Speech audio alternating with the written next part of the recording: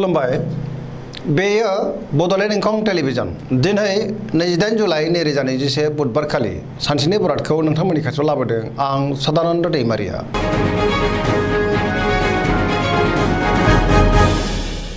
सिगां फरायनो लादों मेष राशि गिबि हांखो अ ल दिनैनि साना जोबोर मोजां गोबां मोजां खाबु मोनगोन गोसोखौ दिनै जोबोर गोजोननाय मोनगोन देहायाबो मोजाङै थागोन रांखावरियाव जोबोर मोजां होनजायो आयआ बांगोन बेफार फालांगियाव जोबोर मोजां मुलाम्फा मोनगोन मावनो लानाय खामानिखौ थि समावनो आरो गोरलैयैनो मावफुंनो हागोन न'खराव बिसि फिसायनि गेजेराव अनलायनाय फैगोन गोसोनि साननायफोरा जाफुंगोन गुबुनजों अनसायजागोन समाजाव गोबां मान मोनगोन लाइमोनफोरनि गोसोआ दिनै जोबोर रमान्टिक जागोन आरो गावबा गावनि गोसोनि साननायखौ फोरमायलायनोबो हागोन फरायसाफ्रा फरायनायाव गोसो दुंखांगोन आरो मोजां फिथाइ मोनगोन धोरोमारि बिथिङाव गोसो दुंखांगोन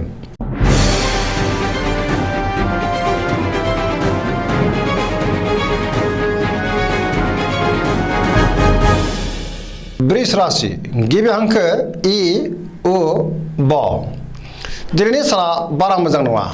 गोजोननि आंखाल जागोन गोसोखौ दिनै जोबोर गलाय गुजाय मोनगोन माबा मोनसे बेसेन गोसा मुवा गोमाजानो हागौ मावनो लानाय खामानिखौ थि समावनो मावफुंनो गोब्राब जागोन समाजाव अदेबानि मान मोननो हागोन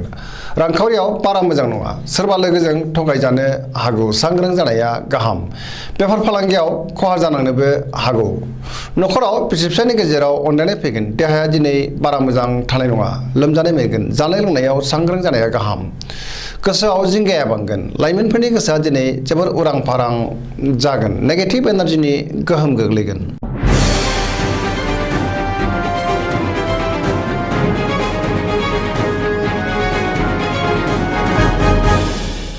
मिथुन राशि गिबि हांखो क स दिनैनि साना जोबोर मोजां सोरनिबा हेफाजाब मोननानै गोसोखौ दिनै जोबोर गोजोननाय मोनगोन गोसोनि बोलोआ बांगोन मावनो लानाय खामानिखौ थि समावनो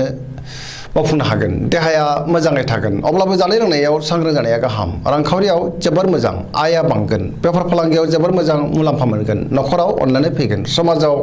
गोबां मान मोनगोन गोसोनि बोलोआ बांसिन जागोन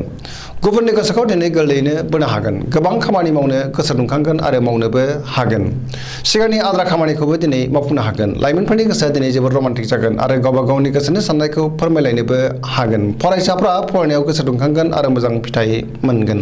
पजिटिभ एनार्जिनि गोहोम गोग्लैगोन सरासनस्रायै दिनै साना जोबोर मोजां आरो मोजाङैनो बारग'लांगोन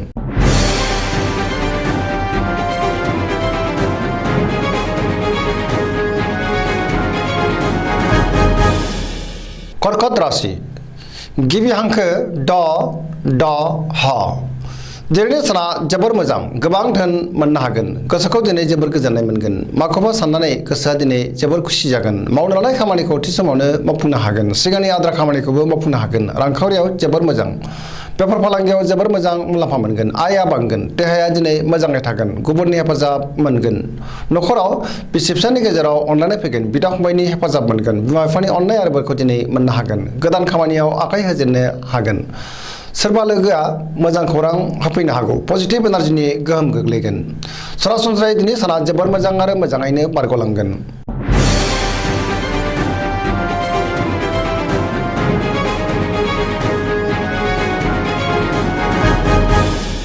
सिंह राशि गिबि हांखो म ट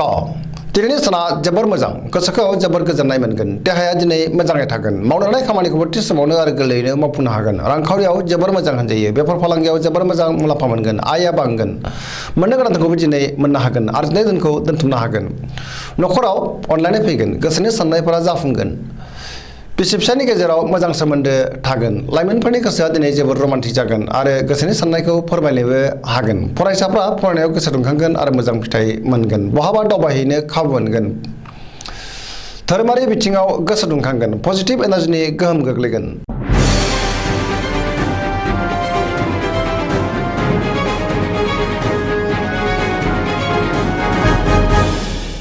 कन्या राशि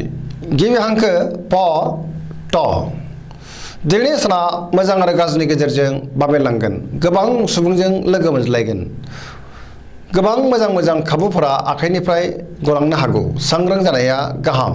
गोसोखौ जोबोर उसुखुथु मोनगोन गुबुननि गोसोखौ अदेबानि बोनो हागोन बनिफ्रायबा हरखाबै गाज्रि खौरां फैनोबो हागौ रांखावरियाव जोबोर मोजां अब्लाबो नाथाय खरसायाबो बांगोन बेफार फालांगियाव मोजां मुलाम्फा मोननो हागोन देहाया दिनै मोजाङै थागोन अब्लाबो जानाय लोंनायाव सांग्रां जानाया गाहाम न'खराव बिसि फिसायनि गेजेराव अननानै फैगोन गोबां खामानियाव मुखुब थागोन समाजाव मान मोनगोन बयजोंबो गनायजागोन बहाबा थांनो एबा दावबायहैनो खाबु मोनगोन लाइमोनफोरनि गोसोआ दिनै जोबोर रमान्टिक जागोन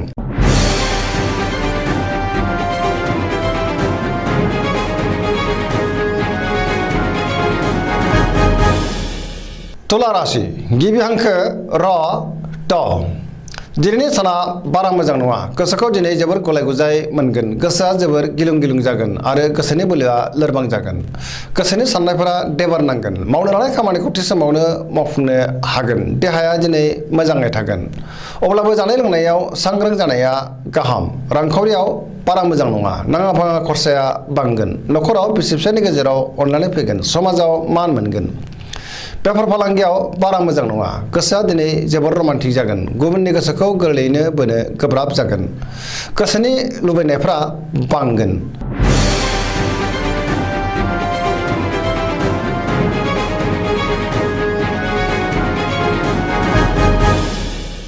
वृश्चिक राशि गिबि हांखो न स दिनैनि साना मोजां आरो गाज्रिनि गेजेरजों बाबेनलांगोन गोसोनि बोलोआ लोरबां जागोन गोसोखौ दिनै जोबोर उसुखुथु मोनगोन मावनो लानाय खामानिखौ थि समावनो मावफुंनो हानाय नङा गोबां जेंना जेंगोना आरो हेंथा नुजाथिगोन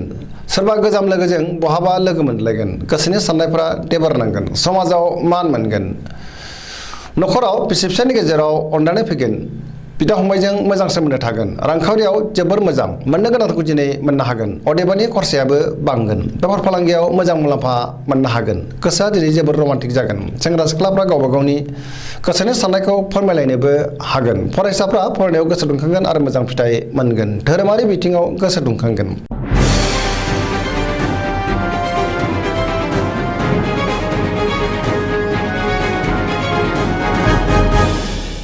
धनु राशि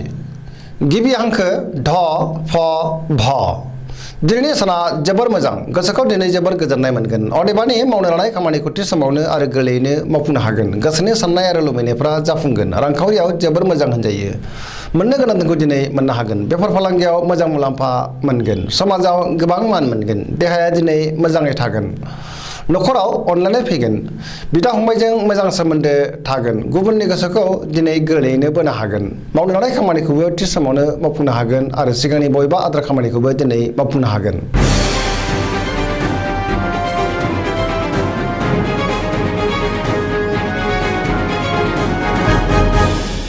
मकर राशि गिबि हांखो ख ज दिनैनि साना जोबोर मोजां गोसोआव बोलो बांगोन गोसोखौ दिनै जोबोर गोजोननाय मोनगोन देहाया मोजाङै थागोन अब्लाबो नाथाय जानाय लोंनायाव सांग्रां जानाया गाहाम सिगांनि बबेबा आद्रा खामानिखौ दिनै मावफुंनो हागोन रांखावरियाव जोबोर मोजां होनजायो मोननो गोनांखौ दिनै मोननो हागोन आरजिनाय धोनखौ दोनथुमनो हागोन आयआ बांगोन बेफार फालांगियाव मोजां मुलाम्फा मोनगोन न'खराव अननानै फैगोन बिमा बिफानि अननाय आरो बोरखौ दिनै मोननो हागोन बिदा फंबायनि हेफाजाब मोनगोन समाजाव मान मोनगोन आरो लोगो लेवाबो बांगोन सोरबा गोजाम लोगोजों बहाबा लोगो मोनज्लायगोन पजिटिभ एनार्जिनि गोहोम गोग्लैगोन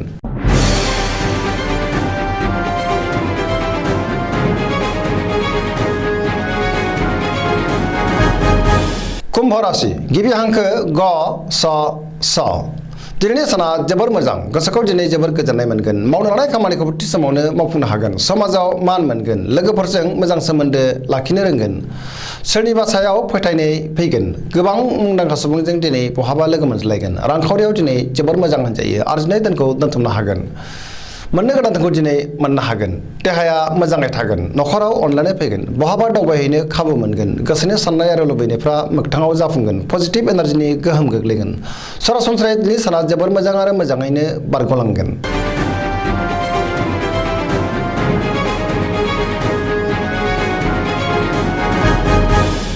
मीन राशि गिबि हांखो ड स दिनैनि साना जोबोर मोजां देलायनो रोंगोन गोसोखौ दिनै जोबोर गोजोननाय मोनगोन सोरबा गोजाम लोगोखौ बहाबा हरखाबै लोगो मोननो हागौ गोसोनि बोलोआ बांगोन गावनि गोसोनि साननायखौ गुबुननो फोरमायनो हागोन देहाया दिनै मोजाङै थागोन अब्लाबो जानाय लोंनायाव सांग्रां जानाया गाहाम रांखावरियाव जोबोर मोजां होनजायो आरजिनाय धोनखौ दोनथुमनो हागोन अदेबानि खरसायाबो बांगोन मोननो गोनां धोनखौ दिनै मोननो हागोन बेफार फालांगियाव मोजां मुलाम्फा मोनगोन न'खराव अनलायनाय फैगोन बहाबा दावबायहैनो खाबु मोनगोन गोसोआ दिनै जोबोर रमान्टिक जागोन पजिटिभ एनार्जिनि गोहोम गोग्लैगोन गोसोनि साननाय आरो लुबैनायफ्रा मोगथाङाव जाफुंगोन सरासनस्रायै दिनै साना जोबोर मोजां आरो मोजाङैनो बारग'लांगोन दिनैनि राशि फरायनाया एसेनोसै जोबनायाव बेखौनो खावलायो जाहाथे नोंथांमोना सानफ्रामबो जोंनि बे बड'लेण्ड इंखं टेलिभिजनखौ नायबाय थायो आरो साबस्क्राइब खालामो लोगोसे शेयार खालामो आरो लाइक खालामो एसेनोसै गोजोन्थों।